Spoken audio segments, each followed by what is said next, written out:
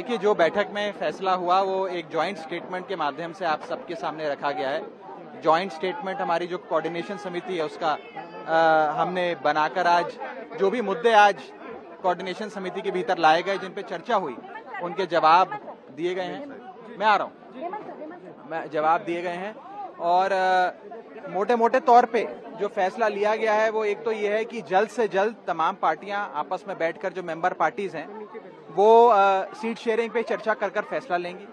दूसरा, एक public rally, joint public rally Bhopal में करने का फैसला लिया गया है, जो अक्टूबर के पहले हफ्ते में होगी और मुख्य तौर पर जो मुद्दे इस रैली में हाईलाइट किए जाएंगे वो रहेंगे बेरोजगारी, भ्रष्टाचार और महंगाई।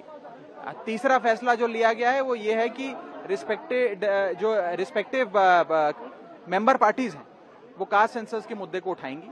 और चौथा ये लिया गया है कि कुछ ऐसे जो हमारी मीडिया सब ग्रुप से रिकमेंडेशन आई थी, कुछ ऐसे एंकर्स हैं जो देश में भड़काऊ बहस कराते हैं, उनकी सूची जारी कर उनसे इंडिया अलायंस उनके शोज पे जाना बंद करेगी। सहमति भी कास्ट सेंसस को है?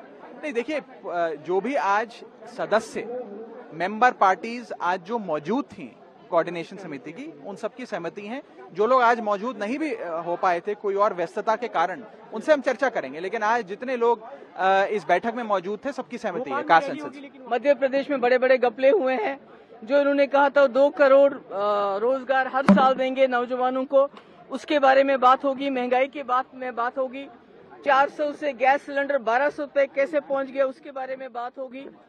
और ये जो भी इस वक्त जो इश्यूज है उस पर बात होगी। और साथ में जो मीडिया है, जो खासकर गोदी मीडिया की बात मैं कर रही हूँ, उसमें कुछ जो ऐसे एंकर्स हैं जो बिल्कुल एंटी इंडिया जो अलायंस है उनके खिलाफ होते हैं, तो वहाँ हमारे जो रिप्रेजेंटेटिव्स है वहाँ नहीं जाएंगे। इसका फैसला हुआ है। Thank you. आपकी पार्टी बिल्कुल होना चाहिए। मैम, एक तरफ आप लोग जब ये मीटिंग कर